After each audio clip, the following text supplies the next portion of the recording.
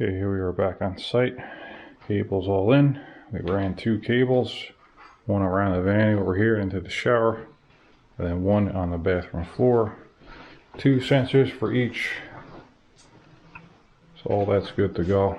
Ran the wires up here. Electrician connect this at a later date.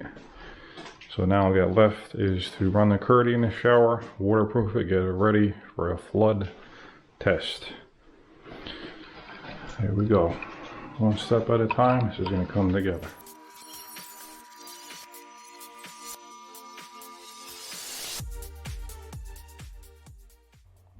Welcome back to the channel, guys. Donnie D back at you. So here's another part of this curbless shower series of videos I'm doing here.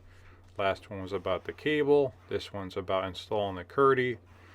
So with this system here, I'm using all Suda curdi products to waterproof it, at least on the base there. I do have that gold board on the wall, but it's still a watertight system.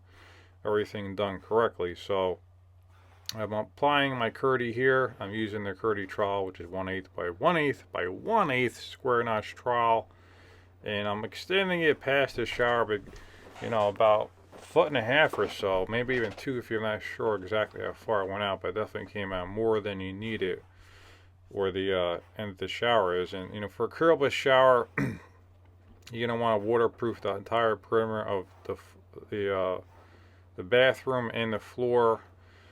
That way, anything that comes out the shower won't have anywhere to go. You basically have a submerged, system like a pool. So it is going to wick outside the shower, and they say about 3 feet or so.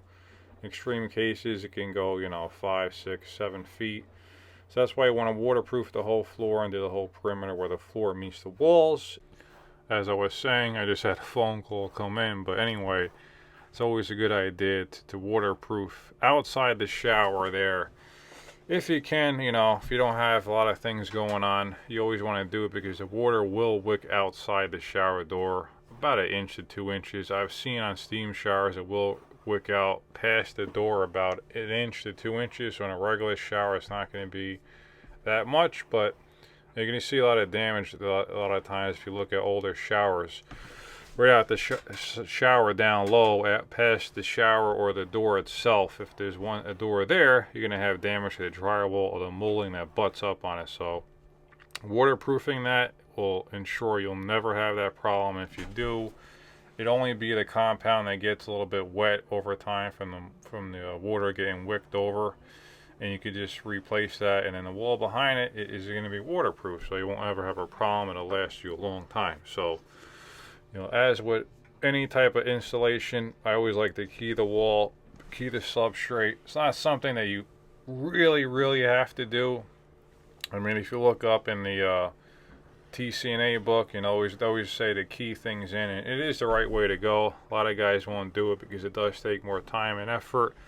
But by using the flat side of the trowel, it'll give you a 100% bond to the wall, and then also give it a drink before you spread the mortar with the notch side of the trowel. So I got the curdi up, and I like to use I believe this is an 8-inch taping knife, and I use that to cut it in. I'll just check it for coverage right there. I push it on and work it out from the center. I don't usually get any bubbles ever.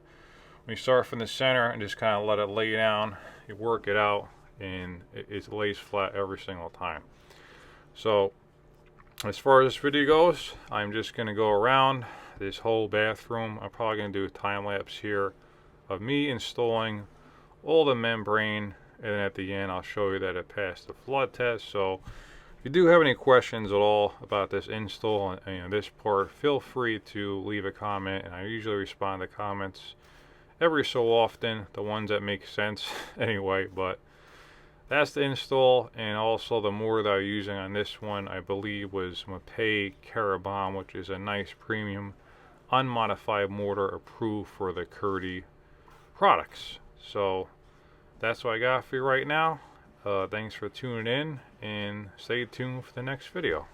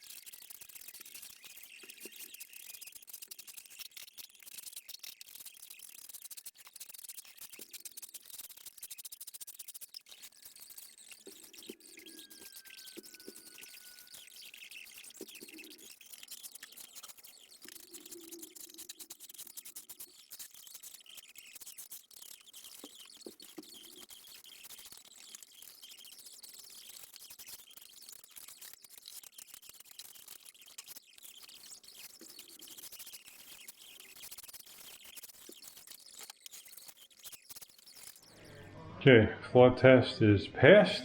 I'm going to pull the drain and dry this sucker out. That's BABBEL.com. Coming from the cold, something hot and comforting from Walmart. These are the handcrafted frosty treats of a toasted caramel crunch latte, topped with caramel drizzle and crunchy caramelized sugar. Or cookies of our cinnamon